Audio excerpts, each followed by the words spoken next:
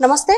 ప్రస్తుతం మనతో పాటు సీనియర్ జర్నలిస్ట్ భరద్వాజ్ ఉన్నారు. ఆయనతో మాట్లాడదాం. నమస్తే సార్. నమస్తే సార్, రామ మందిరం పేరుతో బీజేపీకి ఒక్క సీటు కూడా రాదు అని చెప్పేసి ప్రశాంత్ కిషోర్ ఒక సంచలనమైన వ్యాఖ్య చేశారు.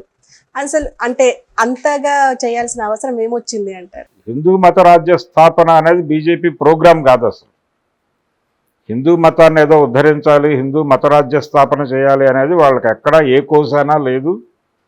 రాముడి మీద వాళ్ళకి భక్తి లేదు, ఏమీ లేదు. కాకపోతే రాముడు మనకు ఉపయోగపడతాడు అనిపించింది వాళ్ళకి, వాడుకున్నారు. ఇది గోల్వాల్కరే చెప్పాడు. ఈ దేశాన్ని యూనిఫై చేసి ఒక క్రమ పద్ధతిలోకి మన కంట్రోల్లోకి తెచ్చుకోవడానికి కృష్ణుడు భగవద్గీత కంటే కూడా రామాయణము రాముడు ఉపయోగపడతారు అని ఆయన చాలా స్పష్టంగా బంచ్ ఆఫ్ థాట్స్లో ప్రకటించాడు.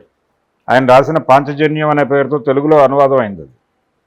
ఆ పుస్తకంలో చెప్పాడు ఆయన, రాముడు రామాయణము మనకు అద్భుతంగా ఈ దేశాన్ని కంట్రోల్లోకి తీసుకోవడానికి ఉపయోగపడుతుంది. ఎందుకంటే రామాయణం కాన్స్టిట్యూషన్ అయింది.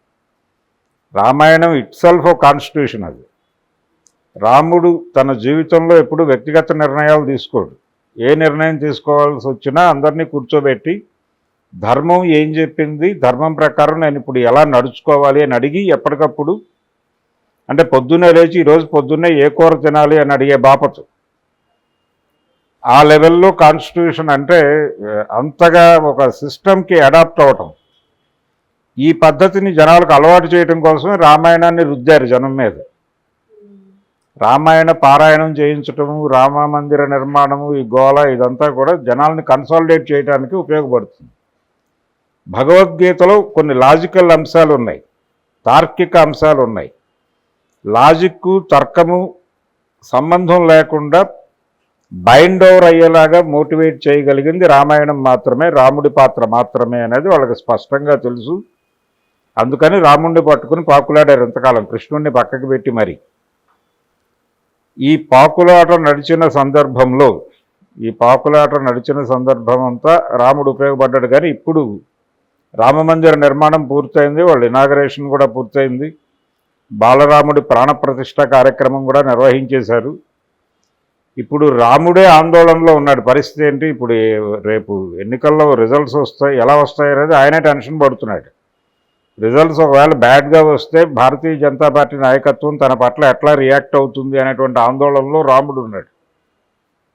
అందుకని అంటే పరిస్థితి, జనాలలో నిరుద్యోగం విపరీతంగా పెరిగిపోయింది ఈ మధ్యకాలంలో. అది ప్రశాంత్ కిషోర్ కూడా ప్రస్తావించాడు. కానీ అన్ని సెక్షన్స్లోనూ అసంతృప్తి ఉంది భారతీయ జనతా పార్టీ పాలన మీద. దానికి ఒక కారణం అంటే పై సెక్షన్స్లో వ్యాపార వర్గాలలో ఉన్నటువంటి అసంతృప్తి ఏమో వ్యాపారాలు మొత్తం వాళ్ళు హస్తగతం చేసేసుకున్నారు అనేది. జీవీకే లాంటి వాడిని బాంబే ఎయిర్పోర్ట్ మెయింటెనెన్స్ నుంచి ఓడపీకి గెంటేశారు, నువ్వు వెళ్ళి హైదరాబాద్లో ఉండు, నీ మాల్ చూసుకో అని. ఈ లెవెల్లో వాళ్ళ కన్సాలిడేషన్ జరిగింది. వ్యాపార పరంగా వాళ్ళు మొత్తం అన్నీ తమ చేతుల్లోకి తీసేసుకున్నారు.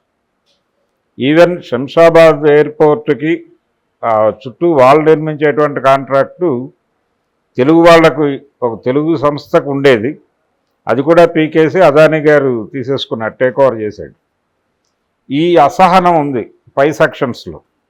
ఇది ఒక తెలంగాణలోనూ ఆంధ్రప్రదేశ్లోనూ కాదు, అన్ని ప్రాంతాల్లోనూ ఇదే ఉంది. అందుకని యూపీలో కూడా ఈసారి బీజేపీ గెలిచే పరిస్థితి లేదు. అక్కడ కూడా గందరగోళంగా ఉంది. యోగి ఆదిత్యనాథ్ పొలిటికల్ కెరియర్ డైలమాలో ఉంది. ఈ పరిస్థితుల్లో వాళ్ళు గెలవటం అనేది అంత ఈజీ కాదు. అంటే ఇంకొక ప్రస్తావన చేశాడు అతను, ప్రశాంత్ కిషోర్, ప్రతిపక్షాలు కాదు ప్రజలే ఉన్నారు, ప్రజలే వద్దనుకుంటున్నారు అని. అంటే జనరల్గా ఎలా జరుగుతుందంటే ఒక బలమైన ఆల్టర్నేటివ్ని చూసిన తర్వాత, అంటే మన్మోహన్ సింగ్ కంటే కూడా మోడీ బెటర్ అనుకుని, బెటర్ ఆప్షన్ అని బలంగా నమ్మి అటువైపు టర్న్ అయ్యారు. యూపీఏ నుంచి ఎన్డీఏకి జనాలు టర్న్ అయింది అందుకు 2014లో. ఇప్పుడు పరిస్థితి ఏంటంటే బలమైన ఆల్టర్నేటివ్ లేదు కదా అనే ధైర్యంలో ఉన్నారు భారతీయ జనతా పార్టీ వారు. అంటే రాహుల్ గాంధీ స్ట్రైచర్కి మోడీ స్ట్రైచర్కి చాలా గ్యాప్ ఉంది. అలాగే కాంగ్రెస్ ప్రజెంట్ ఉన్నటువంటి కండిషన్కి, భారతీయ జనతా పార్టీ ప్రజెంట్ ఉన్నటువంటి కండిషన్కి చాలా గ్యాప్ ఉంది. ఫైనాన్షియల్గా కూడా కాంగ్రెస్ పార్టీ క్యాపబిలిటీస్ మీద వాళ్ళకి వాళ్ళకి ఒక కాన్ఫిడెన్స్ ఉంది భారతీయ జనతా పార్టీకి. కారణం కాంగ్రెస్ పార్టీ ఆర్థిక మూలాలను దెబ్బకొట్టి వీళ్ళు చాలా బలపడ్డారు ఆర్థికంగా. నిజానికి ఆ మధ్యకాలంలో నోట్ల రద్దు చేసింది అందుకే. నోట్ల రద్దు చేయటం ద్వారా వాళ్ళు భారతీయ జనతా పార్టీకి బి కాంప్లెక్స్ ఇప్పించుకున్నారు. విపరీతంగా మనీ కన్సాలిడేట్ అయింది అక్కడ, డబ్బులు. ఒక 3-4 ఎన్నికలకి ఓట్లు కొనగల సమర్థత ఉంది వాళ్ళకి. ఇవన్నీ చేసుకున్నాం మనం అని అనుకుంటున్నారు, కానీ నిజానికి ప్రజలు వ్యతిరేకంగా ఉన్నారు అన్ని సెక్షన్స్. కింది సెక్షన్స్ ఏమో ఎక్కడా కూడా కూలీ రేట్లు పెరగలేదు. ఈ 10 ఏళ్లలో పడిపోయినాయి తప్ప పెరిగిన సందర్భం లేదు. నిరుద్యోగం పెరిగింది. ఉపాధి అవకాశాలు ప్రైవేట్ రంగంలో ఏవో ఉన్నాయి ఎక్కడో. అంటే మనిషి లిబరలైజ్డ్ ఎకానమీలో, మార్కెట్ ఎకానమీలో ఒక వెసులుబాటు ఏముంటుందంటే బతకదలుచుకున్న వాడికి ఏదో ఒక పని అయితే దొరుకుతుంది. కానీ అది వాడు తృప్తి పడే పనో లేకపోతే వాడి జీవితాన్ని నిలబెట్టే పనో కాదు. ప్రతిరోజు ఏదో ఒక పని దొరుకుతుంది, ఆ పని మీద వాడు తిని బతకాలి, రేపొద్దున ఓటేయాలి. ఇది కార్యక్రమం. ముళ్ళపూడి వెంకటరమణ గారు చెప్పినట్టు మీ నల్లదొరలకు ఓట్లు వేయాలంటే కనీసం వాళ్ళ ఒంట్లో ఆ పోలింగ్ బూత్కి వచ్చేదాకా అయినా కొంచెం ఊపిరి ఉండాలి కదా, వాళ్ళకి భోజనం అందించండి అంటాడు ఆయన. అలాంటి పరిస్థితుల్లో ఏదో ఉపాధులు చేసుకుని బతుకుతున్నారు. కానీ సాలిడ్ ఇన్కమ్ వచ్చేటువంటి ఉపాధిలో మెజారిటీ ప్రజలు లేకపోవడం అనేది ఒక అసహనంగా మారింది దేశవ్యాప్తంగా. ఇది భారతీయ జనతా పార్టీకి విజయావకాశాలని దూరం చేసే పరిస్థితికి చేరుకుంది. అందుకని ఈసారి బీజేపీ గెలవటం, కేంద్రంలో ఎన్డీఏ రావటం అనేది అంత ఈజీ కాదు.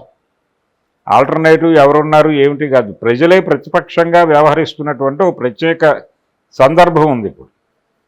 అందుకని రాముడు కూడా ఏమీ చేయలేని కండిషన్లోకి వెళ్ళిపోయాడు. రాముడు ఏం చేయలేడు. ఇప్పుడు ముస్లిం బూచి కూడా జనాలు పట్టించుకోవట్లా. చైనా వాళ్ళు రేపు వచ్చి భారతదేశాన్ని ఆక్రమించేస్తారు, కాంగ్రెస్ పార్టీని గెలిపిస్తే, భారతీయ జనతా పార్టీని గెలిపిస్తే మోడీ గారు బార్డర్లు అన్నీ పడుకుని వాళ్ళని ఆపుతాడు అని చెప్పినా జనాలు నమ్మే పరిస్థితుల్లో లేరు. పాకిస్తాన్, మీరు బీజేపీని ఓడిస్తే పాకిస్తాన్ ఈ దేశాన్ని కబ్జా చేసేస్తుంది, ఇప్పటికే ఈ దేశంలో ముస్లిం జనాభా పెరిగిపోయింది, ఇవన్నీ ఎన్ని మాట్లాడినా జనం వినే మూడ్లో లేరు. వాళ్ళు చాలా స్పష్టంగా ఈ ప్రభుత్వం మాకు వద్దు అని అనుకుంటున్న సందర్భం ఇది. అందుకని చాలామంది ప్రెడిక్షన్ చెప్పేవాళ్ళు ఈసారి అనుమానాస్పదమే అంటున్నారు. కాకపోతే ఒక మార్జిన్ ఏమిటంటే వాళ్ళు తక్కుటమార గజకర్ణ గోకర్ణ విద్యలన్నీ ప్రదర్శించి చాలామందిని కలుపుకుని ఒక సంకీర్ణ ప్రభుత్వాన్ని అయినా ఏర్పాటు చేస్తారు తప్ప అంత ఈజీగా వదిలిపెట్టరు. అంటే చంద్రబాబు నాయుడు గారు జగన్ ఎదురించడానికి కూటమి కట్టాడు అన్ని పార్టీలతో, ఏ పార్టీని వదిలిపెట్టలేదు. ఇలాంటి గేమే ఎన్నికల తర్వాత భారతీయ జనతా పార్టీ ఆడబోతోంది. ఆడి తద్వారా ప్రభుత్వాన్ని ఏర్పాటు చేస్తుంది అనే ఆర్గ్యుమెంట్ చేస్తున్న వాళ్ళు ఉన్నారు తప్ప కాన్ఫిడెంట్గా తనకి సొంత బలంతో అధికారంలోకి వస్తుందని ఎవరూ చెప్పలేని పరిస్థితుంది. భారతీయ జనతా పార్టీ మోచేతి నీళ్లు తాగుతున్నటువంటి ఛానళ్ళు కూడా ఆ మాట ధైర్యంగా చెప్పలేని పరిస్థితుల్లోకి వెళ్ళిపోయినాయి. ఇది కండిషన్. అందుకని ఇది ఆల్రెడీ ప్రపంచానికి తెలిసిన విషయమే. ఇది చాలా కాలంగా చర్చ జరుగుతోంది ఈ దేశ మేధోవర్గంలో. దీని మీద విపరీతమైన డిబేట్ జరుగుతోంది. ఇప్పుడు కొత్తగా ప్రశాంత్ కిషోర్ గారు రంగప్రవేశం చేసి మాట్లాడాడు. ఆయన ఏపీలో ఒక స్టాండు, ఢిల్లీలో ఒక స్టాండు మాట్లాడుతున్నాడు. ఏపీలో ఆయన కూటమి గెలుస్తుందని చెప్తున్నాడు. కూటమిలో భారతీయ జనతా పార్టీ కూడా ఉంది. మరి ఇక్కడ బీజేపీకి పాజిటివ్గాను అక్కడ నెగిటివ్గాను, తమిళనాడులో ఇంకోలాగాను మాట్లాడుతున్నాడు ఆయన. అంటే ఆయనకు కూడా రాజకీయ నిలకడతనం కనిపించటం లేదు, చాలా అవకాశవాదిగా వ్యవహరిస్తున్నాడు అనేది ఆయన వ్యవహార శైలి చూస్తే అర్థమవుతుంది. కానీ ఆయన చెప్పిన మాటల్లో కొన్ని వాస్తవాలు ఉన్నాయి. భారతీయ జనతా పార్టీ పట్ల ప్రజలు విముఖంగా ఉన్న మాట వరకు వాస్తవం. రాముడు ఈసారి ఏమీ చేయలేకపోవడం కూడా వాస్తవమే. రాముడు చేతులు ఎత్తేశాడు. జనాలు ముస్లింలను శత్రువులు అనుకోవడం మానేశారు.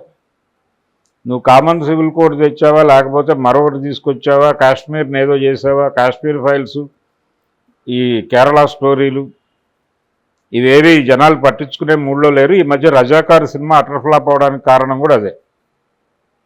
అందుకని ప్రశాంత్ కిషోర్ చెప్పిన మాటల్లో కొంతవరకు వాస్తవాలు అయితే ఉన్నాయి.